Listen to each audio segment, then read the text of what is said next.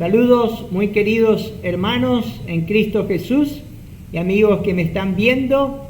Doy gracias al Señor por este nuevo día que Él me permite poder estar aquí junto a ustedes. Soy el pastor misionero José Maidana y estoy predicando desde la República del Paraguay. Hoy quisiera predicar sobre el tema del juicio del gran trono blanco.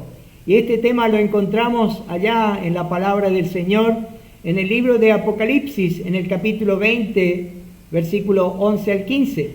Vamos a orar primeramente para que el Señor bendiga su palabra en nuestras vidas y la use para su gloria. Oremos. Padre, te damos gracias una vez más por este día. Gracias por poder abrir tu palabra con esta libertad con que tú nos das. Gracias porque en ella encontramos el plan perfecto, Señor, para la eternidad. Y hoy queremos tocar este tema tan importante concerniente a este juicio final que vendrá sobre este mundo.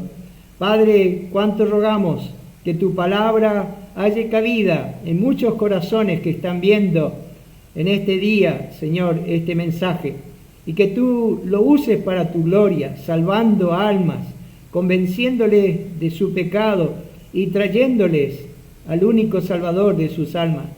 Señor, también rogamos por tus hijos, por aquellos que ya te conocemos y que esperamos, Señor, ese día glorioso que tú vendrás a buscarnos. Señor, en esa gracia tuya, permítenos que podamos, Señor, llegar a otros, hablarles de ti y ver la salvación de ellos. Padre, quedamos una vez más ante ti para que tú uses tu palabra, Señor, convenzas de pecado a través de tu Espíritu Santo, pues te lo pedimos por los méritos de nuestro Salvador, el Señor Jesucristo. Amén. Vamos a ir a la palabra del Señor allá en el libro de Apocalipsis, en el capítulo 20, versículo 11 al 15. Y dice así la palabra del Señor: Y vi un gran trono blanco y el que estaba sentado en él, de delante del cual huyeron la tierra y el cielo, y ningún lugar se encontró para ellos. Y vi a los muertos, grandes y pequeños, de pie ante Dios, y los libros fueron abiertos, y otro libro fue abierto, el cual es el libro de la vida. Y fueron juzgados los muertos por las cosas que estaban escritas en los libros, según sus obras. Y el mar entregó los muertos que había en él, y la muerte y el Hades entregaron los muertos que había en ellos, y fueron juzgados cada uno según sus obras. Y la muerte y el Hades fueron lanzados al lago de fuego. Esta es la muerte segunda. Y el que no salió inscrito en el libro de la vida fue lanzado al lago de fuego. Lo que sucederá en el juicio del gran trono blanco será el más grandioso juicio que la eternidad verá o experimentará. Será tan horrendo que no hay nada en este mundo para poder compararlo, que podrá superarlo. Ni las cámaras de gas y los crematorios en los campos de exterminio nazis, que mataron a 6 millones de judíos, no significa nada delante de él. Después de este juicio no habrá más juicios. El comentarista Dwight Pentecost dice: este juicio del gran trono blanco bien podría llamarse el juicio final, pues constituye la terminación del programa de resurrección y de juicio de Dios. ¿Cuándo tendrá lugar este juicio final? Quisiera hacer una breve síntesis mostrándoles en este gráfico con el orden de los eventos futuros que hemos visto hasta aquí. Y primero, el arrebatamiento de la iglesia. La Biblia dice que en cualquier momento la iglesia del Dios vivo será llevada súbitamente a su presencia por el Señor. El apóstol Pablo, hablando de ello allá en la carta primera de los Tesalonicenses, en el capítulo 4, versículos 16 al 18, dice: porque el Señor mismo, con voz de mando, con voz de arcángel y con trompeta de Dios, descenderá del cielo, y los muertos en Cristo resucitarán primero. Luego nosotros, los que vivimos, los que hayamos quedado, seremos arrebatados juntamente con ellos en las nubes para recibir al Señor en el aire. Y así estaremos siempre con el Señor. Por tanto, alentaos los unos a los otros con estas palabras. Después del arrebatamiento de la iglesia, el segundo punto que encontramos, se produce el tribunal de Cristo. Es un acontecimiento en el cielo. Es el juicio de las obras de los creyentes durante la era de la iglesia, para recibir o no las recompensas. En tercer lugar, el mundo se sumirá en la tribulación, como nunca antes ha sido experimentado en toda su historia. Será un periodo terrible de 7 años. El Señor Jesucristo dijo en Mateo capítulo 24-21, porque habrá entonces gran tribulación, cual no la ha habido desde el principio del mundo, hasta ahora ni la habrá.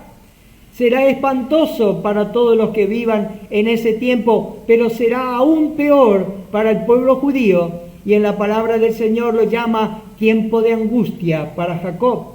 Después del período de la tribulación, a la conclusión de este, vemos el cuarto punto, la segunda venida del Señor, que volverá a la tierra montado en un caballo blanco, con los santos de Dios, montados también en sus caballos blancos, y con sus millares de ángeles.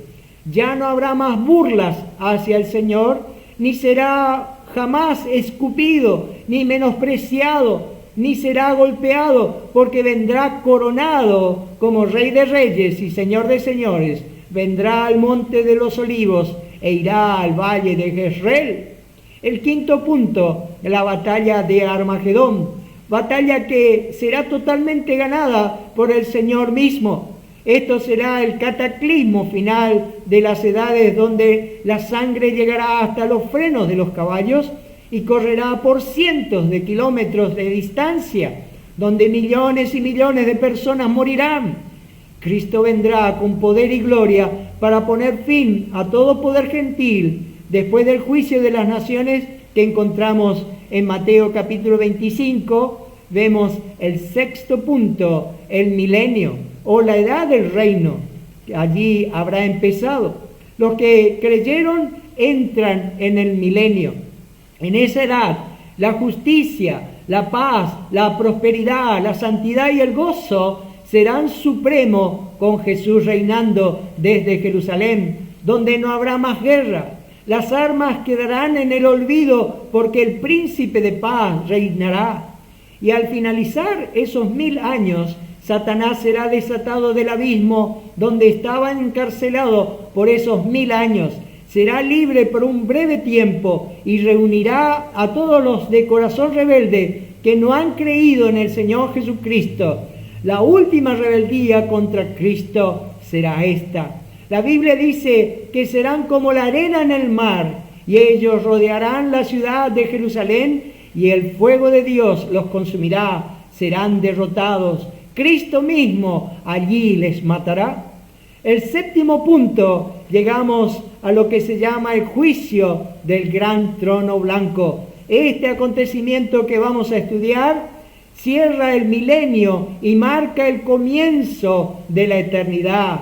Describe la sentencia final de todos los períodos y es el pasaje más trágico de toda la Biblia, y que el Señor lo ha reservado aquí para el final. Miremos entonces el primer punto a desarrollar. ¿Qué es el juicio del gran trono blanco? Lo primero que Juan vio, dice allí en su visión, fue un gran trono blanco. William Neville, un comentarista de allí del libro de Apocalipsis, dice: grande, nos habla del infinito, ante quien debe estar lo finito. Blanco nos dice de su resplandor, figura de la santidad, de la pureza y justicia divina. Y el trono nos habla de la majestad ilimitada y su derecho absoluto en disponer el destino de las criaturas. Hasta aquí el comentario. El veredicto que saldrá de este trono será absolutamente imparcial, justo y recto. David escribió allá en el Salmo 9, 7 y 8, pero Jehová permanecerá para siempre. Ha dispuesto su trono para juicio. Él juzgará el mundo con justicia y a los pueblos con rectitud.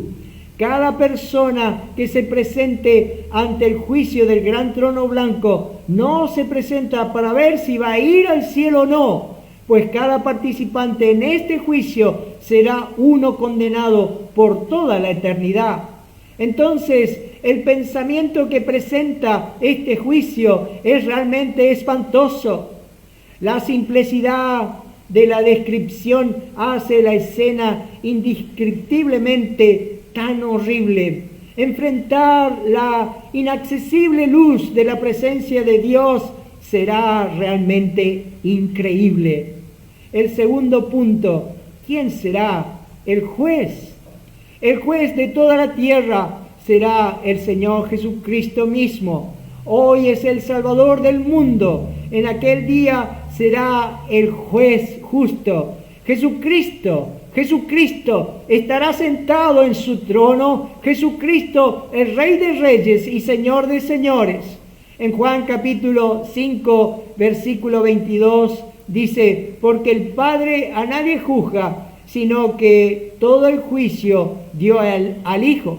En Hechos capítulo 17, versículo 30 y 31 dice, pero Dios, habiendo pasado por alto los tiempos de esta ignorancia, ahora manda a todos los hombres en todo lugar que se arrepientan, por cuanto ha establecido un día en el cual juzgará al mundo con justicia por aquel varón, Cristo, a quien designó, dando fe a todos con haberle levantado de los muertos.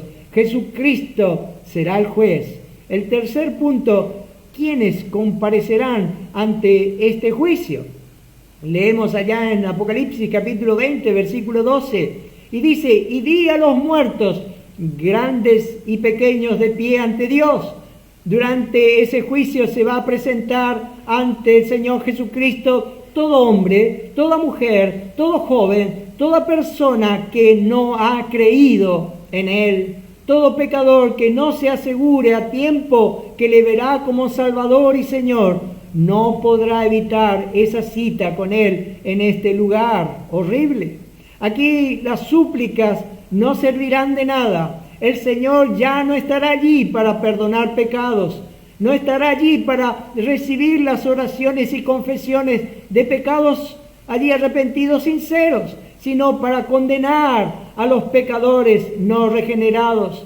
Los que comparecerán en este juicio son todos los impíos, todos los perversos, pertenecientes a todos los tiempos, desde el principio de la historia humana hasta el establecimiento del gran trono blanco. Todas las personas no salvas que han vivido en este mundo desde el comienzo de los tiempos estarán allí.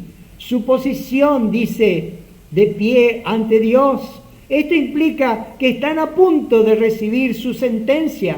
Allí comparecerán todos los muertos sin Dios, grandes y pequeños, es decir, que vienen de todos los niveles de grandeza de vida humana, personalidades, por su condición social, artistas, intelectuales, lo mismo que personas menos destacadas de este mundo, todos comparecerán ante el juicio del gran trono blanco. Allí estará Caín, también todos los que murieron en el diluvio, todos los que murieron en Sodoma y Gomorra, el rico que alzó sus ojos allí en el Hades, pidiendo agua para aplacar el fuego que atormentaba sus llamas, dice, él saldrá de ese lugar en este tiempo. También Judas, nunca nadie tuvo la oportunidad que Judas tuvo. Judas también saldrá de su sepultura para estar frente a aquel con quien anduvo al lado como si fuera su propio hermano. Pero esta será una salida que nadie querrá participar en ella, pero no habrá opciones. Comparecerá la gente que vive hoy y que rechazan ser salvas. Todos déspotas, todos los malos, todos los aberrantes perversos, todos los mentirosos, los traidores impetuosos, los amantes de los placeres más que de Dios, los moralistas, los millones que dicen que no necesitan de Dios porque viven normales, son educados, son cultos, son refinados y llenos de ética, pero estarán allí también todos aquellos religiosos hipócritas, pero también estarán aquellos religiosos sinceros consigo mismos, llenos de propia justicia, que nunca vinieron arrepentidos al Señor. Estarán todos, también los que en el futuro tomarán parte en la rebelión final.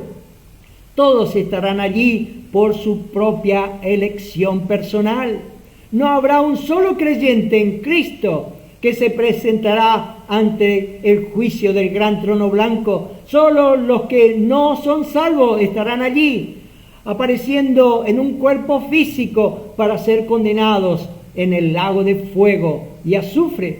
En Ezequiel capítulo 33, 11, dice allí la palabra del Señor: vivo yo, dice Jehová el Señor, que no quiero la muerte del impío. En 2 de Pedro 3:9 dice: el Señor no quiere que ninguno perezca, sino que todos procedan al arrepentimiento. Estarán todos aquellos que tuvieron la oportunidad de aceptar a Jesucristo como su Salvador personal, pero se apartaron de Él, y al hacerlo eligieron el tormento eterno en el lago de fuego. En Juan capítulo 3, versículos 17 y 18 dice: porque no envió Dios a su Hijo al mundo para condenar al mundo, sino para que el mundo sea salvo por Él.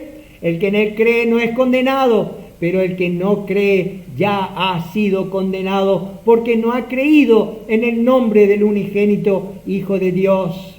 La Biblia habla de dos resurrecciones. La primera resurrección de vida, llamada así allí en Apocalipsis capítulo 20, versículo 5 al 6, dice: pero los otros muertos no volvieron a vivir hasta que se cumplieron 1000 años. Esta es la primera resurrección. Bienaventurado y santo el que tiene parte en la primera resurrección. La segunda muerte no tiene potestad sobre estos, sino que serán sacerdotes de Dios y de Cristo, y reinarán con Él 1000 años.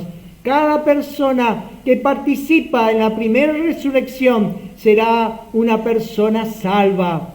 Es esa resurrección para vida eterna, como dice allí en Daniel capítulo 12, versículo 2. Jesucristo también lo llamó resurrección de vida. En San Juan capítulo 5, versículo 28 y 29 dice: no os maravilléis de esto, porque vendrá hora cuando todos los que están en los sepulcros oirán su voz, y los que hicieron lo bueno saldrán a resurrección de vida, mas los que hicieron lo malo a resurrección de condenación. Es para los salvos de todos los tiempos esta primera resurrección de vida. La segunda resurrección de muerte, nombre que surge allí de Apocalipsis. En el capítulo 20, versículo 5, dice: pero los otros muertos no volvieron a vivir hasta que se cumplieron 1000 años. Es la resurrección, como dice acá, de los otros muertos. Daniel la llama la resurrección para vergüenza y confusión perpetua. En Daniel capítulo 12, versículo 2 dice: y muchos de los que duermen en el polvo de la tierra serán despertados, unos para vida eterna y otros para vergüenza y confusión perpetua. Cristo la llama resurrección de condenación, allá en Juan 5:29. Es para todos los condenados de todos los tiempos. Entonces, el tiempo en que ocurre cada resurrección. Y vemos el primer punto: la primera resurrección de vida va a ser un evento múltiple, pues tiene momentos diferentes. Primero, Cristo, las primicias. Él fue el primero, cuando Cristo resucitó de los muertos, para demostrar que Él es una resurrección de vida, para no morir nunca jamás, para recibir un cuerpo glorificado. En segundo lugar, serán los santos de la iglesia. Justo antes de la tribulación, resucitarán los miembros de la iglesia de todos los tiempos. En tercer lugar, los santos de la tribulación, justo después de la segunda venida de Cristo, resucitarán los justos, muertos durante la tribulación. Y en cuarto lugar, en ese mismo momento que resucitan los santos de la tribulación, también los santos del Antiguo Testamento, desde Adán. Entonces va a ser un evento múltiple la primera resurrección. Primero, Cristo las primicias. Segundo, la iglesia en el mismo momento del arrebatamiento. Tercero, los santos de la tribulación al terminar la tribulación, y allí también los santos del Antiguo Testamento. La segunda resurrección será un evento simple, pues todos los perdidos resucitarán al mismo tiempo después del milenio para el juicio del gran trono blanco. Cada persona que participa en la segunda resurrección será condenada por toda la eternidad. Y algo muy importante para aclarar, ambas resurrecciones serán corporales. No está hablando de una resurrección espiritual, es obvio. La primera resurrección será de vida, de salvación. Dios va a dar a cada persona un cuerpo glorificado para poder disfrutar por toda la eternidad las bendiciones de Dios, y va a ser corporal. Pero también la resurrección de muerte va a ser corporal. Dios va a dar al condenado un cuerpo que va a poder tomar el castigo eterno y nunca estará allí consumido. Será algo impactante, un cuerpo así. Entonces será el juicio del gran trono blanco, segunda resurrección de condenación. Este es el tiempo de ella. Allí en Apocalipsis capítulo 20, versículo 13 dice: y el mar entregó los muertos que había en él, y la muerte y el Hades entregaron los muertos que había en ellos. Los muertos serán levantados de todos los confines del mundo, serán levantados del mar, donde ellos no han recibido una sepultura normal. Cuando la muerte y el Hades darán los muertos, también saldrán de los sepulcros. Cuando la resurrección de todas las almas que rechazaron creer en el Señor Jesucristo, de todos los impíos, de todos los malvados, se reunirán de nuevo en un cuerpo humano, en presencia de Dios, en ese horrible juicio del gran trono blanco. No habrá un solo individuo en libertad después de ese juicio. Del lugar de donde vayan, en el lago de fuego, de ese horrible lugar, de allí no habrá salida. Nunca el alma podrá escapar. Veamos el otro punto, ¿cuál es la base del juicio? En Apocalipsis capítulo 20, versículo 12, dice: y los libros fueron abiertos, y otro libro fue abierto, el cual es el libro de la vida, y fueron juzgados los muertos por las cosas que estaban escritas en los libros según sus obras. Primero, el libro de las obras. ¿Por qué el libro de las obras? Para demostrar claramente que merecen el castigo eterno. Cuando se abran aquellos libros, aparecerán los nombres de todo pecador perdido, junto a la lista de todo pecado que hayan cometido, cada desobediencia a la ley de Dios que hayan faltado. El corazón humano sufre por tantas injusticias en el día de hoy. Parece a menudo que el culpable se escapa y el inocente es castigado. El mundo entero está todo al revés. Parece como si hoy no existiera justicia. Y siempre el hambre en todo el mundo, la necesidad, que es todo debido al pecado del ser humano contra Dios. Pero hay un Dios en el cielo que todo lo sabe, que todo lo ve, que lleva la cuenta de toda injusticia, de toda iniquidad. Y quiero que usted sepa que Él tiene el registro, y un día Él los llamará a dar cuentas. Dios juzgará los secretos de los hombres.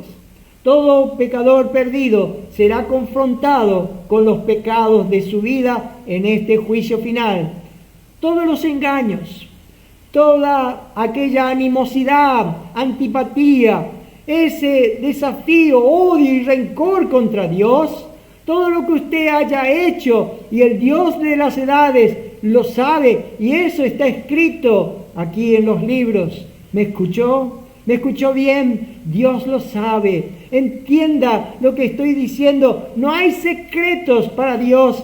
Eso que lleva oculto usted, que aparentemente nadie sabe su delito, nadie lo ha descubierto hasta ahora, se ha salido con la suya, se ha reído de todo, pero Dios lo sabe. Todo está escrito, el tiempo, la fecha, el momento exacto, todo ello está allí, porque Dios lo sabe todo. En Romanos capítulo 2, 16 dice, Dios juzgará por Jesucristo los secretos de los hombres. Toda cosa encubierta que la gente perdida hace, se graba en aquellos libros de juicio. En Eclesiastés capítulo 12, versículo 14 dice, porque Dios traerá toda obra a juicio juntamente con toda cosa encubierta. Jesús dijo allá en Lucas capítulo 12, versículo 2, porque nada hay encubierto que no haya de descubrirse, ni oculto que no haya de saberse. Ve, Dios juzgará las palabras. Usted puede hacer burla del Señor Jesucristo en este día y siempre, decirle que es el hijo de una ramera, blasfemar la palabra del Señor, insultar a sus santos, mas algún día, ante ese Dios que blasfema hoy, llegará para rendirle cuentas por todo lo que ha dicho y por todo lo que ha hecho. Darán cuentas a Dios todos los mentirosos, los que blasfeman contra Dios, aquellos, como dice el Salmo 73, 8 y 9, se mofan y hablan con maldad de hacer violencia, hablan con altanería, ponen su lengua contra el cielo y su lengua pasea la tierra. Jesús dijo en Mateo capítulo 12, versículo 36, mas yo os digo que de toda palabra ociosa que hablen los hombres, de ella darán cuenta en el día del juicio.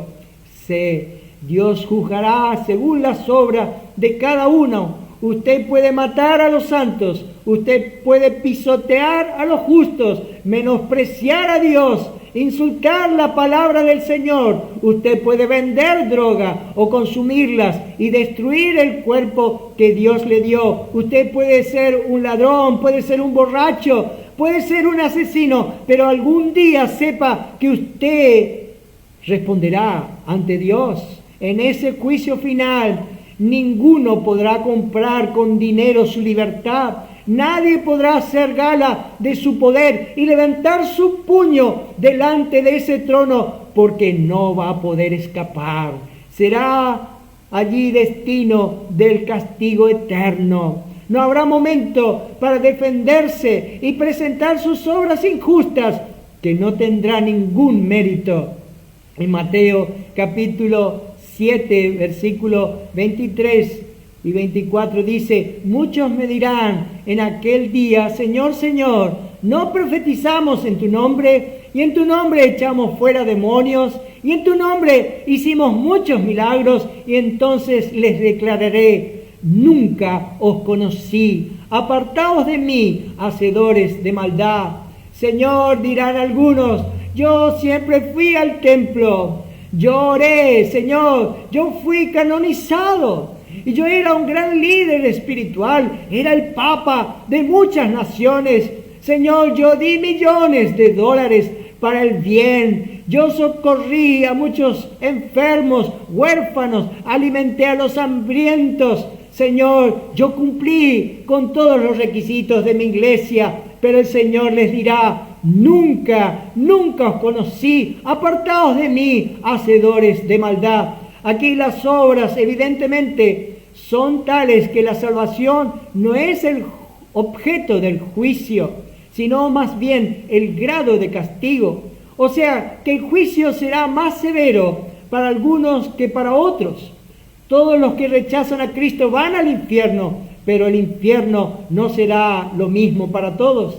Tal como hay premios en el cielo, habrá grados de castigo en el infierno.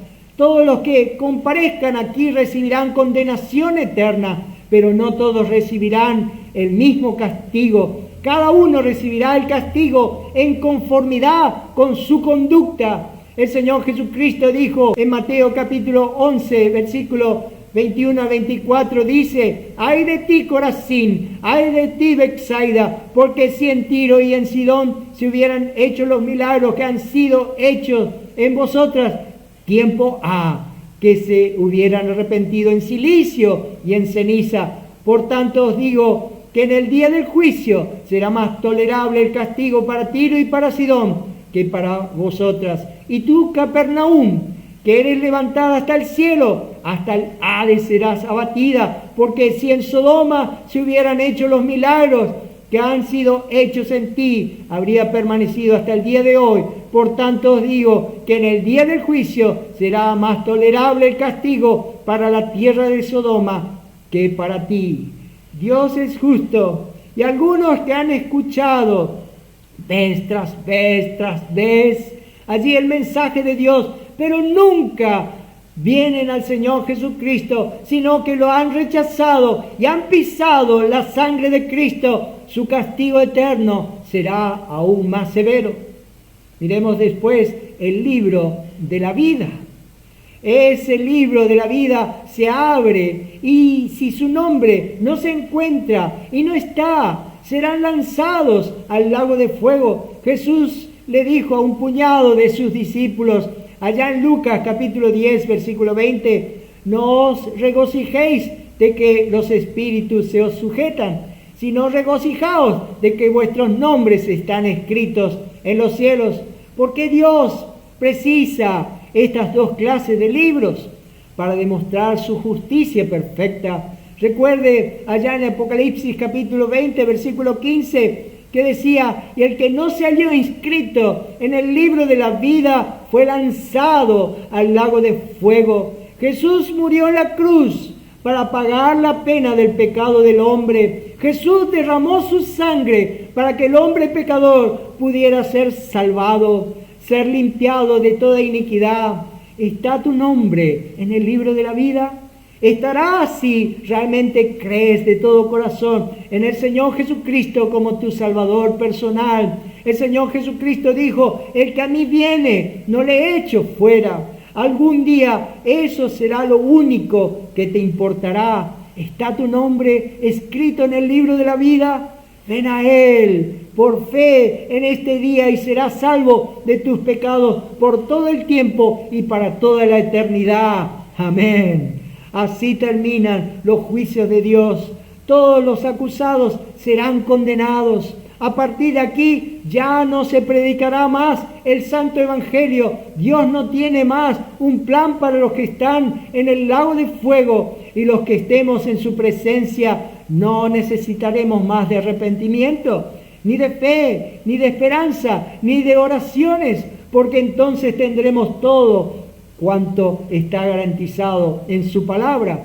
Después del gran trono blanco, la humanidad, tanto los salvos como los perdidos, entrarán en lo que se llama la eternidad. Pero hago esta pregunta para terminar: ¿por qué el juicio del gran trono blanco? ¿Por qué todo esto? ¿Qué hace Dios en todo esto? Si no habrá perdón para la pena, Dios no tiene que hacerlo. Este juicio será efectuado por una sola razón: por la absoluta justicia y equidad de Dios, para que ningún individuo que haya vivido y que haya de morir en el infierno por siempre pueda acusar al Dios de la gloria diciendo que no merecía terminar en el infierno. El juicio del gran trono blanco va a resolver para siempre ciertos problemas que el ser humano tiene hoy en día. El primer problema del ser humano es el problema de la arrogancia. En el libro de Apocalipsis nosotros podemos ver a aquellos hombres enfrentando los juicios de Dios y no se arrepiente, dice, de sus malas obras y aún de adorar a los demonios, sino que se levantan y allí con sus puños al cielo blasfeman el nombre de Dios. Y la única forma para terminar con la arrogancia del hombre para siempre será este juicio. Aquel hombre que rechaza a Dios, que rechaza a Cristo, es por el castigo eterno. Así que responde al problema de arrogancia. Segundo problema es el problema de la apostasía. Apostasía es aquel abandono de los seres humanos que siempre van dejando atrás la verdad, dejan atrás las cosas de Dios. El gran trono blanco va a responder a ese problema. Pero también el tercero es el problema de autoridad, porque el mundo entero va a mirar y va a ver que Dios es santo, que Dios es el juez y que Él tiene autoridad total. Un gran predicador bíblico dijo así: la Biblia tiene la respuesta para Satanás, pues no hay diablo en los 2 primeros capítulos de la Biblia y no hay diablo en los 2 últimos capítulos de la Biblia. La respuesta para el diablo es la Biblia. El gran trono blanco va a demostrar la autoridad de Cristo. Entonces responde a la arrogancia, responde a la apostasía, responde a la autoridad.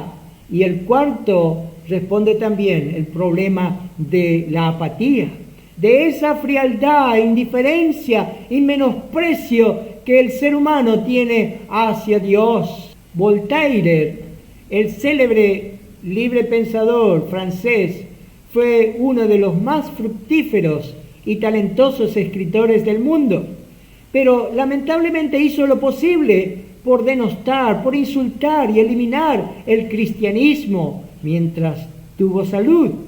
Su grito con respecto a Cristo fue: maldito sea el miserable. En una ocasión dijo: dentro de 20 años el cristianismo no existirá más. Con una sola mano destruiré el edificio que necesitó de 12 apóstoles para levantarlo.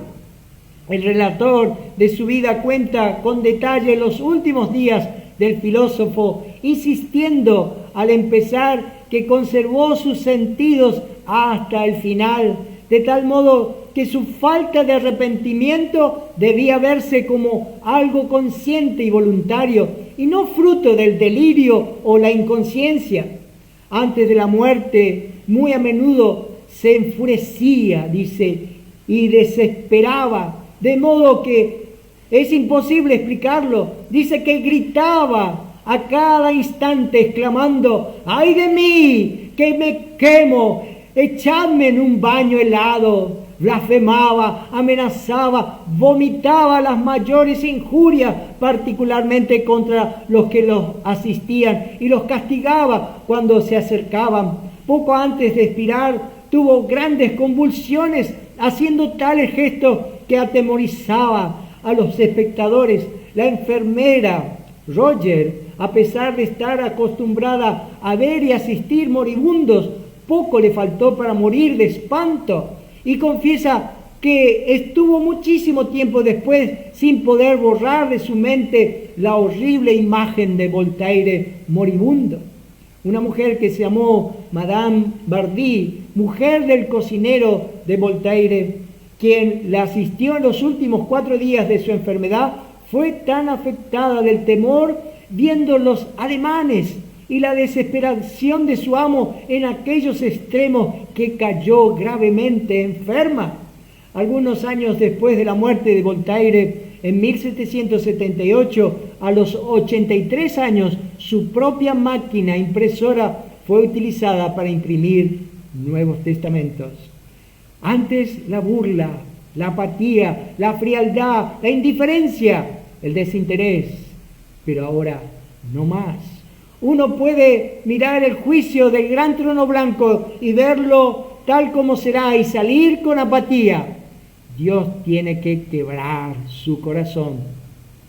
Pero no quiero terminar con esta imagen y quiero citarles algunos de aquellos que murieron con esa fe en el Señor Jesucristo. Por ejemplo, William Carey, médico misionero, cuando me haya ido, dijo, hablen menos del doctor Carey y más de su Salvador. Susan Wesley, hijos, cuando me haya ido, canten un himno de alabanza a Dios.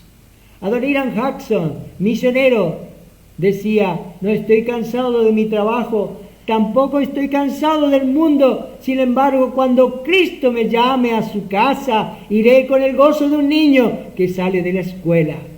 Oh, querido hermano en Cristo Jesús, si tienes amigos, si tienes hermanos, si tienes seres queridos que no conocen a Cristo, van a estar ante el gran trono blanco y tú no puedes quedarte allí en esa apatía. Tienes que hacer algo, tienes que vivir para Cristo hoy, tienes que anunciar el mensaje de salvación. Dios tiene que quebrantar el corazón, que Dios lo pueda hacer y lo pueda hacer pronto en este día.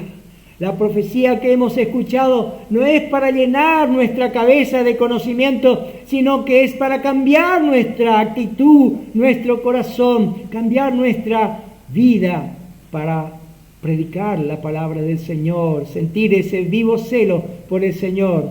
Pero ahora, mi muy querido amigo, si no conoces a Cristo, te quiero decir con mucho amor, si tú rechazas a Cristo, estarás ante el juicio del gran trono blanco y no hay forma de escaparse. Debes venir a Cristo en este día, no debes dar más excusa, debes confiar en Él. Te pido que eches atrás, como vimos, esa arrogancia, ese orgullo, esa apatía, esa frialdad, indiferencia, ese menosprecio a las cosas de Dios, si lo tiene, ese espíritu de no querer venir al Señor. Así que hoy puedas venir al Señor y hoy puedas decirle en oración junto conmigo, querido Dios, dile, querido Dios, sé que soy un pecador, que he pecado contra ti una y otra vez. Señor Jesucristo, sé que tú eres el Hijo de Dios, quien muriste por mí en la cruz y quien resucitaste al tercer día de entre los muertos para que yo pueda ser salvo. Oh Cristo, ven a mi corazón, sálvame, lávame de mis pecados, líbrame de ese juicio venidero. Ahora pongo mi fe en ti de todo corazón. Oh Dios, que pueda haber un pecador en este día que haga esa oración y que venga a ti de todo corazón. Oremos. Padre, te damos tantas gracias por tu palabra. Gracias porque está en tu deseo en salvar. Gracias porque tú viniste, mandaste a tu Hijo, el Señor Jesucristo, a este mundo, no para condenar al mundo, sino para que el mundo sea salvo por Él. Tus brazos están abiertos, tu amor es inalterable hacia todas tus criaturas, hacia cada ser humano, sin distinción. Señor, tú deseas que venga en este día un pecador arrepentido. Tú que has escuchado, oh Dios, toca ese corazón, quebranta su corazón de piedra y conviértelo en este día en un corazón de carne.